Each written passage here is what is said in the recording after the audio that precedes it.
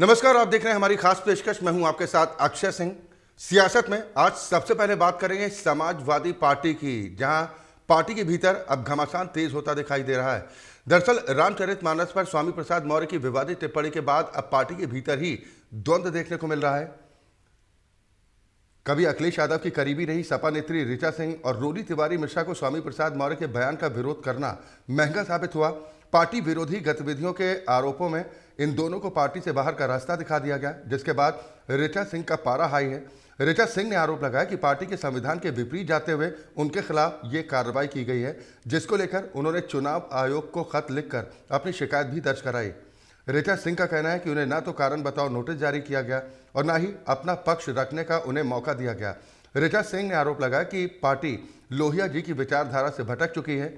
ऋचा सिंह यहीं पर नहीं रुके, उन्होंने आरोप लगाया कि आज अगर लोहिया जी और जयप्रकाश नारायण भी होते तो शायद उन्हें भी पार्टी से बाहर का रास्ता दिखा दिया जाता।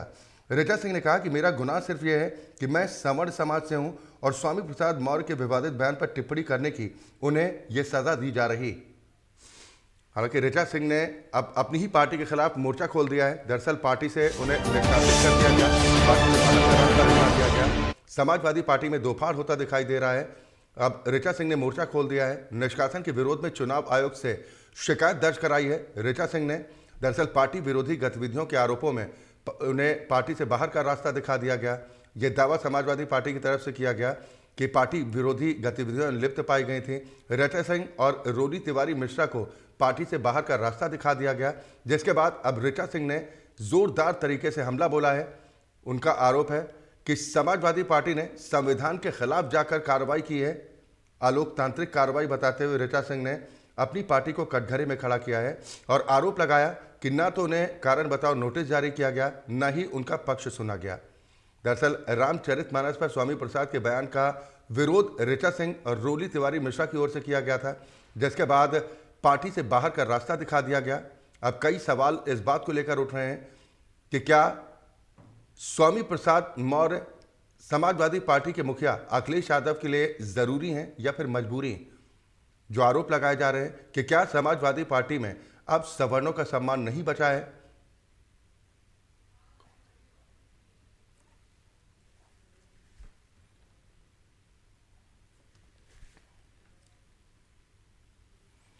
और चलिए अब सियासत में बात करेंगे बिहार की, जहां पर इन दिनों जबरदस्त तरीके से घमासान देखने को मिल रहा है। पहले उपेंद्र कुशवाहा ने जेडीयू से ब्रेकअप किया और अब जेडीयू के भीतर ही तेजस्वी यादव के मुख्यमंत्री पद की उम्मीदवारी को लेकर घमासान मचता दिखाई दे रहा है।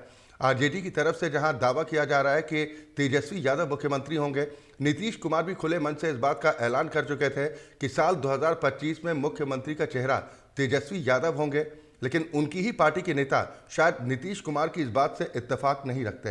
बिहार की राजनीति में इन दिनों जबरदस्त घमासान देखने को मिल रहा है।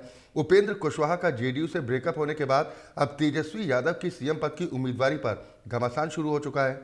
दरअसल बिहार के मुख्यमंत्री नीतीश कुमार खुले मन से ऐलान कर चुके हैं कि 2025 में महागठबंधन को तेजस्वी यादव लीड करेंगे। लेकिन महागठबंधन के नेता, यहां तक कि नीतीश कुमार की पार्टी के राष्ट्रीय अध्यक्ष ललन सिंह इससे सहमत नजर नहीं आ रहे। पत्रकारों के सवाल पर भड़कते हुए ललन सिंह ने यह तक कह दिया कि उन्होंने कभी नहीं कहा कि तेजस्वी यादव सीएम बनेंगे। ऐसे में सवाल इस बात को लेकर उठ रहे हैं कि नीतीश कुमार के बयान से जब खुद उनकी पार्टी के नेता सहमत नहीं है, तो नीतीश ने आखिर कैसे पहले ही खुले मन से ये ऐलान कर दिया कि 2025 में महागठबंधन का चेहरा तेजस्वी यादव होंगे। आपको बता दें कि बिहार के मुख्यमंत्री नीतीश कुमार पिछले साल बीजेपी से नाता तोड़कर महागठबंधन में शामिल हो गए थे। इसके बाद से उन्होंने राष्ट्रीय राजनीति में अपनी दखल बढ़ानी शुरू कर दी, जिसके बाद इस बात के कयास लगाए जा रहे हैं कि नीतीश कुमार क्या बिहार में महागठबंधन की बागडोर तेजस्वी यादव को सौंपकर पूरी तरह से दिल्ली की राजनीति में अपना दखल बढ़ाने का मन बना चुके हैं। इतना ही नहीं, खुद नीतीश कुमार ने पिछले दिनों इसके संकेत दिए थे।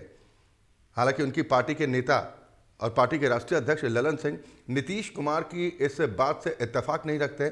ललन सिंह ने पत्रकारों के सवाल पर भड़कते हुए कहा कि उन्होंने कभी नहीं कहा कि तेजस्वी यादव मुख्यमंत्री का चेहरा होंगे। हालांकि उन्होंने कहा कि महागठबंधन के साथ ही इस बात को लेकर तय करेंगे कि महागठबंधन का चेहरा कौन होगा। पत्रकारों के सवाल पर ललन सिंह भड़क उठे। उन्होंने कहा कि आखिर मैंने कब कहा कि तेजस्वी यादव सीएम होंगे। तेजस्वी को मुख्यमंत्री बनाए जाने पर महागठबंधन में अब दरार पड़ती दिखाई दे रही है। नीतीश की बात से उनकी पार्टी के नेता ही सहमत नहीं दिखाई दे रहे हैं। दरअसल नीतीश कुमार की तरफ से ऐलान किया गया था कि 2025 में तेजस्वी यादव महागठबंधन का चेहरा होंगे, यानी मुख्यमंत्री पद के उम्मीदवार होंगे। लेकिन ललन सिंह ने नीतीश के ऐलान को धता बता दिया है। सवाल है, क्या आरजेडी और जेडीयू में दरार पड़ जाएगी? क्या ये माना जाए कि आरजेडी, जेडीयू और कांग्रेस के गठबंधन में अब दरार पड़नी तय है? क्योंकि लगातार तेजस्वी यादव को मुख्यमंत्री बनाए जाने को लेकर जिस तरह की बयानबाजी की जा रही है, चाहे आरजेडी के विधायक की तरफ से कहा जा रहा है कि तेजस्वी यादव ही मुख्यमंत्री का चेहरा होंगे, तो उधर ललन सिंह ने इस बात से साफ इनकार कर दिया। उन्होंने कहा कि महागठबंधन में बैठक के बाद तय किया जाएगा कि 2025 में गठबंधन का चेहरा कौन होगा। हालांकि नीतीश कुमार के बयान के बाद से इस बात को लेकर कयास लगने लगे थे, जिसमें यह संकेत मिल रहे थे कि नीतीश कुमार अब राष्ट्रीय राजनीति की तरफ रुख कर रहे हैं। ऐसे में अब महागठबंधन की बागडोर वो तेजस्वी यादव के हाथ में सौंप सकते हैं। हालांकि आज जो पटना से तस्वीरें भी सामने दिखाई दी, तेजस्वी यादव बैठक में काफ़ी देरी के साथ पहुंचे थे। इस दौरान नीतीश कुमार और तेजस्वी यादव के बीच किसी भी तरह के संवाद का आदान प्रदान नहीं हुआ, जिसके बाद ये माना जा रहा है कि गठबंधन में सब कुछ ठीक नहीं।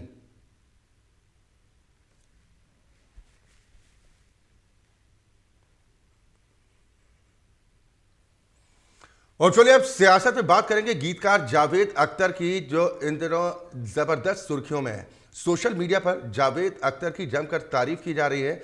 दरअसल तारीफ का कारण है पाकिस्तान की सरजमी में पाकिस्तान को आईना दिखाना। देश के जाने माने गीतकार जावेद अख्तर इन दिनों सोशल मीडिया पर जमकर वायरल हैं। पाकिस्तान की सरजमी से उसे आईना दिखाने को लेकर जावेद अख्तर की जमकर तारीफ की जा रही है, सराहना की जा रही है। दरअसल फैज़ फेस्टिवल में शामिल होने के लिए जावेद अख्तर पाकिस्तान के लाहौर पहुंचे थे, जहां उन्होंने लोगों को संबोधित करते हुए पाकिस्तान को उसकी करतूतों को लेकर आईना दिखा दिया। पाकिस्तान के खिलाफ गीतकार जावेद अख्तर ने ऐसा तीखा बयान दे डाला जिसकी पूरे देश में चर्चा हो रही। आपको बता दें कि पड़ोसी मुल्क को 26/11 मुंबई हमलों की याद दिलाते हुए जावेद अख्तर ने जमकर आईना दिखाया। उन्होंने कहा कि आतंकी आपके देश में खुलेआम घूम रहे हैं। इस बयान को लेकर जावेद अख्तर की भारत में काफ़ी तारीफ हो रही है। कभी जावेद अख्तर के साथ 36 का आंकड़ा रखने वाली अभिनेत्री कंगना रनौत भी खुद को रोक नहीं पाई और ट्वीट के माध्यम से उन्होंने भी जावेद अख्तर की शान में जमकर कसीदे पढ़े।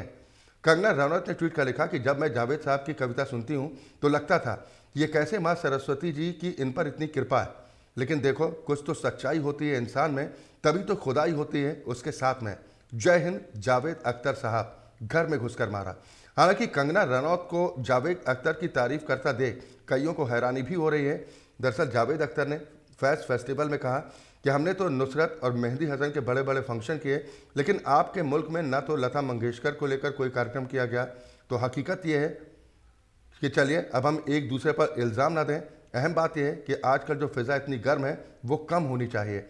हम तो बम्बई के लोग हैं, हमने देखा हमारे शहर पर कैसे हमला हुआ था। वो लोग नॉर्वे से तो नहीं आए थे और ना ही इजिप्ट से, वो लोग आपके मुल्क में अभी भी घूम रहे हैं।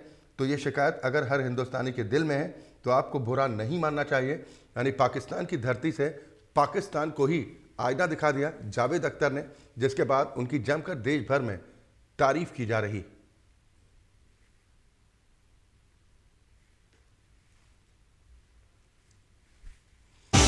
और चलिए ग्राफिक्स के जरिए आपको दिखाते हैं कि आखिर पाकिस्तान की धरती से किस तरीके से आईना दिखाया पाकिस्तान को जावेद अख्तर ने। पाकिस्तान की धरती से उसी को आईना दिखाकर आतंकवाद पर पाकिस्तान की आंखें खोल दी। दरअसल फैज़ फेस्टिवल में शामिल होने के लिए पाकिस्तान के लाहौर पहुंचे थे जावेद अख्तर, जहां पर मुंबई 26/11 आतंकी हमला मामले को लेकर उन्होंने पाकिस्तान पर जोरदार हमला बोला। उन्होंने कहा कि मुंबई में 26/11 हमला करने वाले न तो नॉर्वे से आए थे न इजिप्ट से। मुंबई पर हमला करने वाले आज भी पाकिस्तान में खुले घूम रहे हैं।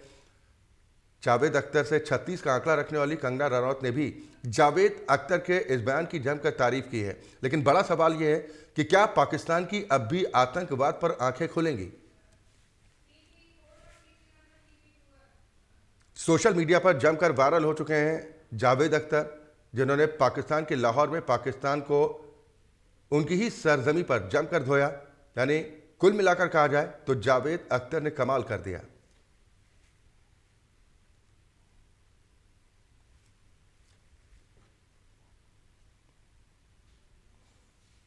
और इसी के साथ हमारी खास पेशकश में अभी के लिए बस इतना ही। खबरें लगातार जारी।